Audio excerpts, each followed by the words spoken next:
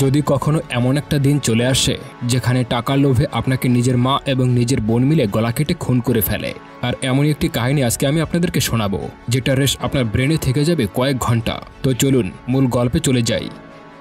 গল্পের শুরুতে ছোট্ট একটা গ্রাম দেখানো হয়। এই গ্রামের ছোট্ট একটা পরিবার বসবাস করছে। এই পরিবারের ৩ জন সদস্য ছিল। এই মেয়েটি হচ্ছে মাল্লি, আর ইনি হচ্ছেন মাল্লির বাবা, আর ইনি মাল্লির মা। আর এই পরিবারটা খুব গরিব, কিন্তু আগে এতটা গরিব ছিল না। তো যাই হোক, এখানে মাল্লির বাবা মা দুজনে মিলে তুলো বানানোর কাজ করছে। ঠিক ওই সময় একটা সাধু এসে তাদেরকে বলে, আরে পাগলা, তোরা আর কতকাল গরিব থাকবি? তোদের পরিবারের দুঃখ কষ্ট আর থাকবে না। তোরা অনেক বড়লোক হয়ে যাবি, আর তোরা যা ধরবি সেটাই সোনা হয়ে যাবে, এবং তোদের বাড়িতে সোনার বর্ষণ হবে। আর তোরা যদি এটা ধরে রাখতে পারিস তাহলে তোদের পরিবারে আর কোনো দুঃখ কষ্ট থাকবে না। আর তোরা যদি লোভে পড়ে যাস তাহলে তোদের পরিবারে অনেক কষ্ট নেমে আসবে। আর আমার মুখ থেকে কখনো মিথ্যা কথা বের হয় না। সাধুর এরকমের কথা শুনে মাল্লি এবং তার মা মিলে সাধুকে তাদের বাড়ি থেকে বাইরে বের হয়ে যেতে বলে, এবং তাকে হুমকি দিয়ে দেয় যে সে যেন বাড়িতে আর না ঢোকে। তখন সাধু বাড়ি থেকে বের হয়ে যায়। সাধু যখন মাল্লির বাড়ি থেকে বের হয়ে যাচ্ছিল তখন একটি ছেলে সাধুর সামনে দিয়ে মাল্লির বাড়ির দিকে এগিয়ে যায়। আর এই ছেলেটির নাম হচ্ছে চিন্নি। চিন্নি শহরে বড় হয়েছে। চিন্নির প্রতিটি গ্রাম ঘুরে ঘুরে দেখার একটা শখ রয়েছে, তাই সে এই গ্রামে চলে আসে আর মাল্লির বাড়ির সামনে এসে দাঁড়ায় এবং তাদেরকে বলে সেখানে পানি পাবে কিনা। তখন মাল্লির বাবা তাকে ভেতরে আসতে বলে এবং তাকে পানি পান করতে দেয়। আর মাল্লির মা চিন্নিকে জিজ্ঞাসা করে সে কোথা থেকে এসেছে, তার নাম কি। তখন চিন্নি তাদেরকে তার নাম বলে এবং সে বলে শহর থেকে সে এখানে এসেছে। সে গ্রাম ঘুরে ঘুরে প্রতিবেদন লেখে এবং কার্টুন আঁকে। এরপর চিন্নি মাল্লির মাকে বলে, কাকিমা, আমার শরীরটা অনেক দুর্বল লাগছে, আমি সামনের গ্রামে যাব, কিন্তু সামনের গ্রামে যেতে অনেক রাত হয়ে যাবে।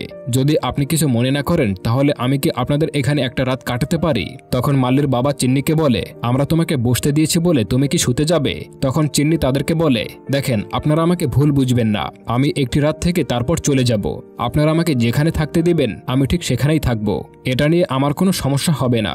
আপনারা চাইলে আমি ঘরের বাইরেই থাকবো। চিন্নির এরকমের কথা শুনে মাল্লির বাবা তাকে থাকতে দেয়। তখন চিন্নি তার ব্যাগপত্র নিয়ে ঘরের ভিতরে চলে যায় এবং কিছুক্ষণ পর চিন্নি বাইরে এসে মাল্লির বাবার কাছে চা খেতে চায়, কিন্তু তারা এতটাই গরিব ছিল যে তাদের চা কেনার মতো কোনো পয়সা ছিল না। তখন চিন্নি এটা বুঝতে পেরে তার পকেট থেকে কিছু টাকা বের করে মাল্লির বাবার দিকে দিয়ে দেয় দোকান থেকে চা কিনে আনার জন্য। তখন মাল্লির বাবা চিন্নির কাছ থেকে টাকা নিয়ে চা কেনার জন্য বাজারে চলে যায়। আর এদিকে চিন্নি পুরো বাড়িটা ঘুরে ঘুরে দেখতে থাকে। আর বেশ কিছুক্ষণ পর মাল্লির বাবা বাজার থেকে চা কিনে নিয়ে বাড়িতে চলে আসে এবং মাল্লি চা বানিয়ে তাকে খেতে দেয় এবং তার সাথে গল্প করতে থাকে। আর ওই সময় মাল্লিদের বাড়িতে একটি লোক চলে আসে এবং মাল্লির বাবার উপর চিল্লাচিল্লি করতে থাকে। আর এই যে লোকটাকে আপনারা দেখছেন, এই লোকটার কাছে মাল্লির বাবা তার জমি বন্ধক রেখেছে এবং সেই জমিতে মাল্লির বাবা কাজ করে। আর মাল্লির বাবা ঠিকঠাকভাবে কাজে যায় না বলে লোকটি তাদের বাড়িতে এসেছে মাল্লির বাবাকে অনেক গালাগালি করে। এখানে মাল্লির বাবার একটা বদঅভ্যাস ছিল, মাল্লির বাবা প্রচুর পরিমাণে মদ পান করত, আর এই জন্যই তাদের আজকে এত করুণ অবস্থা। এরপর মাল্লি এখানে এসে এই লোকটাকে ভয় দেখিয়ে তাদের বাড়ি থেকে বের করে দেয়। এরপর যখন তারা সবাই মিলে কাজ করছিল তখন চিন্নি এসে মাল্লির বাবাকে বলে, একটু আগে দেখলাম একটা লোক এসে আপনাদের উপর চিল্লাচিল্লি করছিল, লোকটি কে ছিল?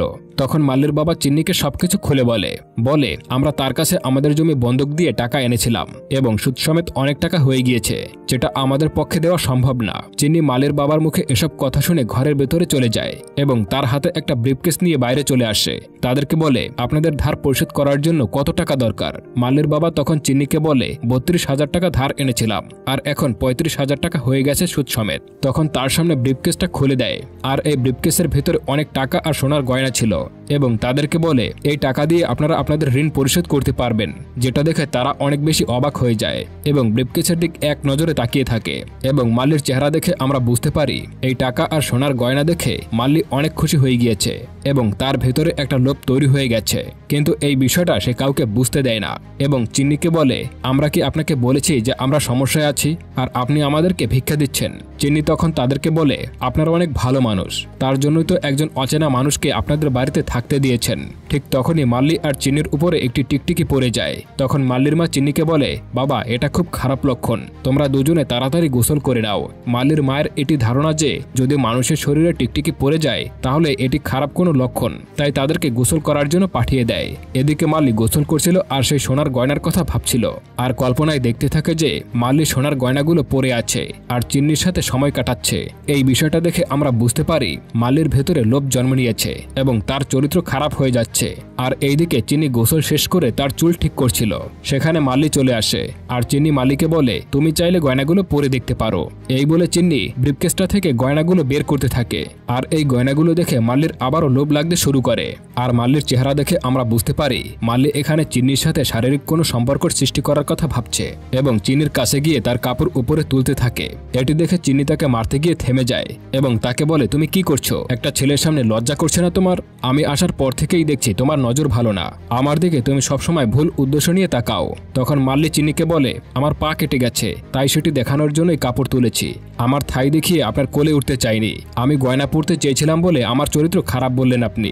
সেখানে রাগারাগি করে রুম থেকে বের হয়ে যায় এবং সেদিন রাতে চিন্নি মালির মাকে গিয়ে বলে আজকে আমার অনেক মুরগির মাংস খেতে ইচ্ছে করছে, আপনি যদি আমাকে একটু মুরগির মাংস খাওয়াতেন তাহলে অনেক ভালো লাগতো। কিন্তু তাদের কাছে মুরগি কেনার মতো সামর্থ্য ছিল না।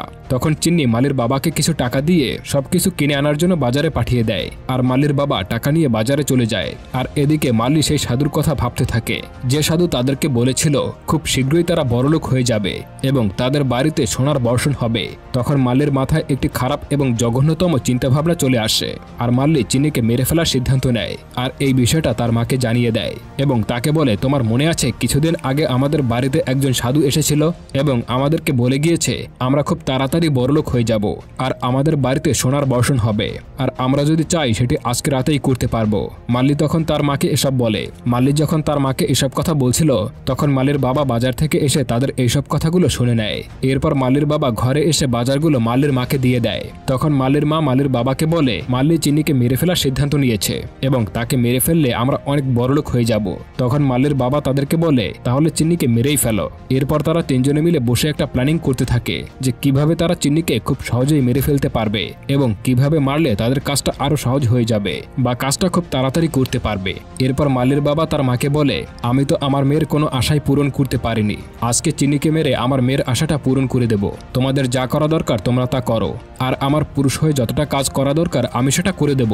এসব কথা বলে মাল্লির বাবা সেখান থেকে চলে যায় এবং বাজার এসে মদ খেতে শুরু করে। আর এই পাশে মাল্লি তার মাকে বলে এখন আমাদের দুইজনকেই এই কাজটা করতে হবে। তখন মাল্লির মা মাল্লিকে বলে আমরা দুইজনে চিন্নিকে মারতে পারবো না, আগে তোর বাবা আসুক, তারপর তিনজনে মিলে আমাদের কাজটা করে নেব। মাল্লি তখন তার মাকে বলে আমাদের বাবা এখন বাজারে গিয়ে মদ খাচ্ছে আর মাতাল হয়ে আছে, যে পর্যন্ত তার টাকা শেষ হবে না সে পর্যন্ত মদ খেতেই থাকবে আর আমরা যদি তার আশায় থাকি তাহলে আমরা চিন্নিকে কোনোদিনই মারতে পারবো না। তখন মাল্লির মা তার মেয়েকে বলে তোর হাত আমি রক্তাক্ত করতে চাই না, আমরা তাকে অন্যভাবে মেরে ফেলবো, আমরা তার খাবারের প্লেটে ধুত্রা পাতা মিশিয়ে দেব আর সেই খাবার খেয়ে চিন্নি সেখানেই মারা যাবে। যারা ধুত্রা পাতা চেনেন না তাদেরকে বলে দেই ধুত্রা পাতা হলো এমন একটি গাছ যে গাছের পাতা যদি খাবারের সাথে কেউ মিশে খেয়ে ফেলে সে সাথে সাথেই মারা যাবে। ধুত্রা পাতা মূলত বিষের কাজ করে। তো যাই হোক, এরপর মাল্লির মা বাইরে গিয়ে ধুত্রা পাতা এনে চিনির খাবারের সাথে মিশিয়ে দেয় আর চিনি যখন খাবার খাবে ঠিক তখনই মাল্লির মা চিনিকে বলে বাবা তোমার হাতে ময়লা লেগে আছে, বাবা তুমি আগে তোমার হাতটা পরিষ্কার করে নিয়ে আসো, এরপর খেতে বসো। আর এখানে মাল্লির মায়ের চেহারা দেখে আমরা বুঝতে পারি মাল্লির মায়ের এই জঘন্য কাজটি করতে অনেক ভয় লাগছে এবং চিনির জন্য তার অনেক মায়া হচ্ছে কারণ সেও একজন মা। এরপর যখন চিনি হাত ধুতে চলে যায় মাল্লি তখন বাইরে দুজন পুলিশকে দাঁড়িয়ে থাকতে দেখে। এটা দেখে মাল্লির অবস্থা অনেক খারাপ হয়ে যায় এবং ভয় আর আতঙ্ক নিয়ে সে তার মাকে ডাক দেয়। মেয়ের মুখে পুলিশের কথা শুনে মাল্লির মাও অনেক বেশি ভয় পেয়ে যায় এবং দৌড়ে গিয়ে চিন্নিকে বলে বাবা তুমি ওখানেই থাকো, আমি না বলা পর্যন্ত তুমি ঘরে আসবে না, বাইরে অজানা দুজন লোক এসেছে আর যদি তোমাকে দেখে ফেলে তাহলে আমাদের মান সম্মান শেষ হয়ে যাবে। তখন চিন্নি মাল্লির মাকে বলে আচ্ছা কাকিমা ঠিক আছে, আপনি না ডাকা পর্যন্ত আমি আর ভেতরে আসবো না। এরপর মাল্লি এবং তার মা পুলিশের কাছে চলে আসে এবং জিজ্ঞাসা করে কোনো সমস্যা হয়েছে কিনা। তখন পুলিশ তাদেরকে বলে পাশের বাড়িতে চুরি হয়েছে এবং চোর এদিকেই এসেছে, তাই আমরা চোরকে ধরতে এদিকে এসেছি। এরপর পুলিশ মাল্লির মাকে বলে আপনাদের বাড়িতে হয়তো ভালো মন্দ রান্না হয়েছে, ভালোই তো ঘ্রাণ ছড়াচ্ছে, আমাদেরকেও কিছু খেতে দেন।